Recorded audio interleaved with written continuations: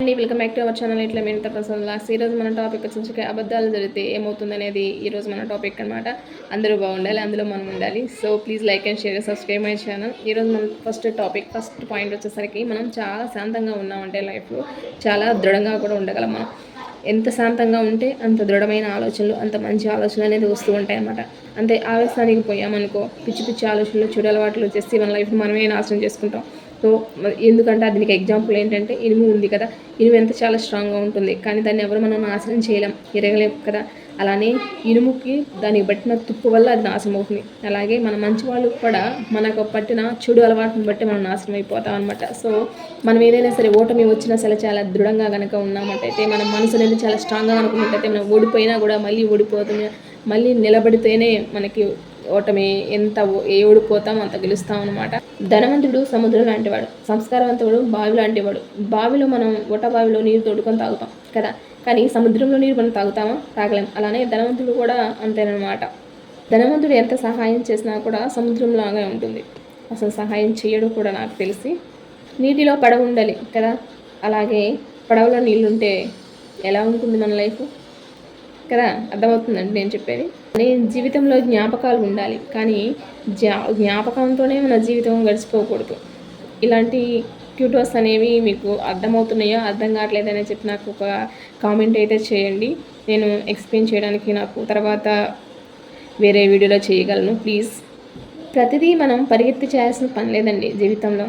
మన నిదానమే ప్రధానం అన్నట్టుగా మనం ఎంత ఇప్పటికిప్పుడే పరిగెత్తి ఇప్పటికిప్పుడే డబ్బు సంపాదించాలి, ఇప్పటికిప్పుడైనా టైం అయిపోతుంది, ఇప్పటికైనా మన జీవితం చాలా పెద్దది, దాన్ని సమన్వయపరచుకోవాలి.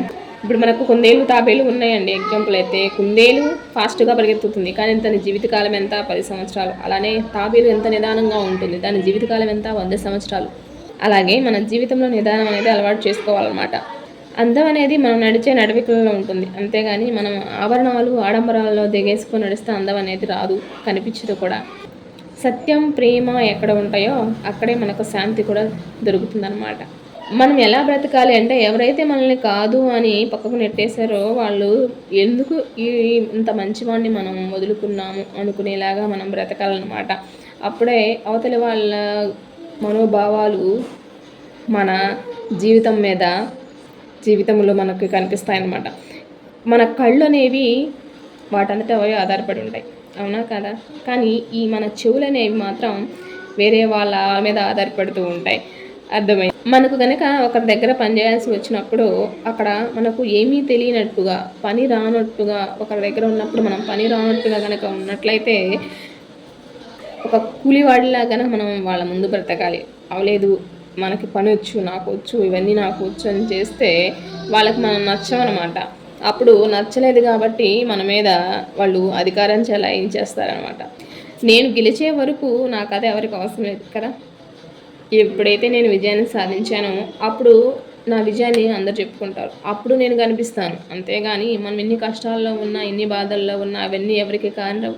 ఇప్పుడు మనం ఏమైనా గెలిచాము, లేదు మనం కష్టం నుంచి కొంచెం కోలుకున్నాము, కొంచెం మనీ సంపాదించాము, అప్పుడు అమ్మో వాడు చూడు ఎంత సంపాదించాడు, వాడు చూడు ఎలా ఉందో అని చెప్పుకుంటారే. కానీ మనం వాడు కష్టాల్లో ఉన్నాడు, ఒకప్పుడు వాడు బాధల్లో ఉన్నాడు, మనం ఏమైనా చేద్దామా అనే వాళ్ళు బంధువులైనా స్నేహితులైనా ఎవరైనా సరే ఒకటి మాత్రం నిజమండి, మన కాలానికి ఎవరు అందరూ బంధువులే.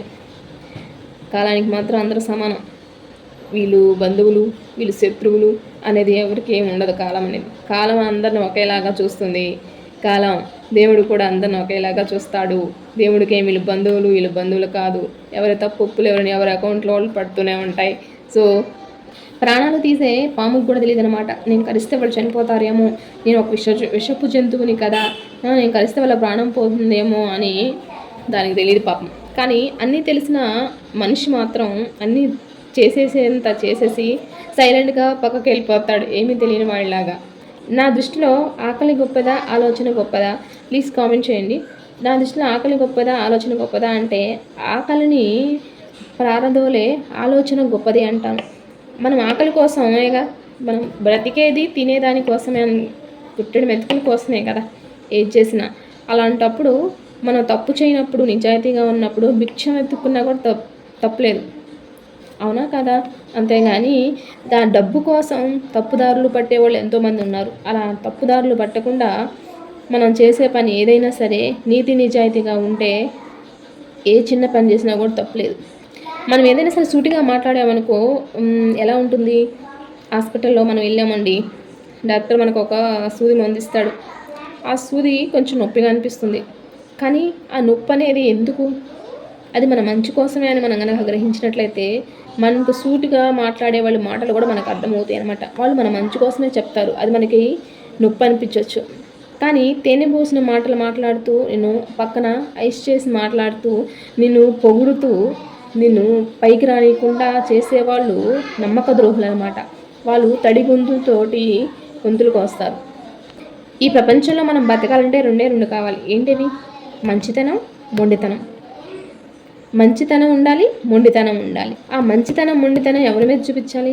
మంచితనం మనుషుల మీద చూపించాలి. మొండితనం మనకు ఎదురయ్యే సమస్యలు, పరిస్థితులు వాటి మీద గనక మనం మొండిగా గనక చేశామంటే విజయాన్ని సాధించవచ్చు. మనం ఎవరి దగ్గర ఏం ఆశించకూడదండి. ఎందుకంటారా? ఉన్నదాంట్లో సంతృప్తి పడాలి. మనం ఎవరైనా సరే మనకి ఊరక ఏదైనా సరే సహాయం చేసినా అది మనం తీసుకోకూడదు. ఎందుకంటే పరాయి సొమ్ము పాము వంటిది అన్నారు. ఎవరు ఏమీ లేకుండా ఎవరు మనకి ఏమి ఇవ్వరు. ఏం ఆశించకుండా మన దగ్గర ఏం ఆశించకుండా నీకు ఊరకనే ఏమేమి ఇవ్వరు కదా. అప్పుడు మనం ఏమన్నా తెలియకుండా ఒకరి దగ్గర మనం తీసుకున్నామా అంటే అది మన జీవితాన్ని కాదు, మన ఆనందాన్ని, జీవితాన్ని మొత్తాన్ని చంపేస్తుంది అనమాట. నలుగురు ఏమనుకుంటారో మనం ఇది చేస్తే అని బాధపడే ఒక వ్యక్తి మనం ఇది చేస్తే దేవుడు ఏమనుకుంటాడు అని మాత్రం ఆలోచిస్తాడా?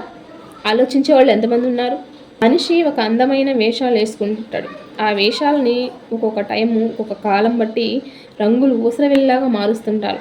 ఎన్ని ఊసరవెల్లి రంగులు మార్చినా, ఎన్ని అందమైన వేషాలు వచ్చినా టైం వచ్చినప్పుడు వాటి రూపాలైనా వాటి అంతర్గత రూపాలైనా సరే బయటపడక తప్పదు. మంచితనానికి నిందలు, అవమానాలు ఎక్కువ కదా.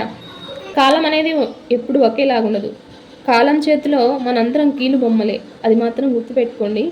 కాలం అందరిని ఎటు ఆడిస్తుందో ఎటు వేస్తుందో మనకైతే తెలియదు. ఇప్పుడున్న సమాజంలో అయితే దేవుడు ఉన్నాడు అంటాం, మనందరం అనుకుంటాం.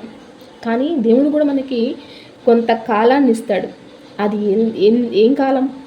ఎందుకు ఇస్తాడు ఆ కాలాన్ని? మనల్ని పరీక్షించుకోవాలి, మనల్ని నిరూపించుకోవడానికి దేవుడు కాలాన్ని ఇస్తాడు. కాబట్టి కాలం చేతిలో మనం ఇది కీలుబొమ్మలం.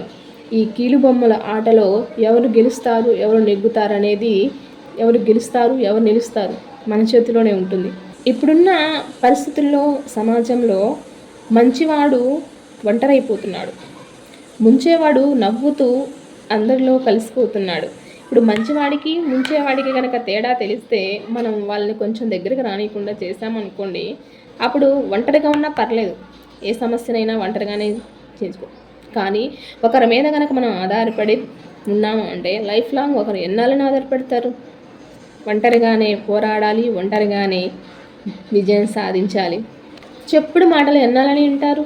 చెప్పుడు మాటలు ఉంటే మీరే చెడిపోతారు. అవతల వాడు ఏం చెప్తాడు? చెప్పినవాడు మంచోడే, విన్నవాడు చెడ్డవాడు. ఇక్కడ ఒక మనిషి దగ్గర నుంచి ఒక మాట వస్తుంది, ఆ మాట దగ్గర నుంచి ఇంకొక మాటకి వెళ్ళేసరికి 10 మాటలు కలుస్తాయి. ఈ మాటలన్నీ కలిసి అవతలి వాడు విన్నవాడికి దెబ్బ. చెప్పినవాడు బాగానే ఉన్నాడు, విన్నవాడు దెబ్బతిన్నాడు. So please like and share, subscribe my channel. నా మోటివేషన్స్ వీడియోస్ కనుక మీకు నచ్చినట్టయితే లైక్ చేయండి, షేర్ చేయండి, సబ్స్క్రైబ్ చేయండి ప్లీజ్ అండి. స్కిప్ చేయకుండా నా వీడియోని చూడండి.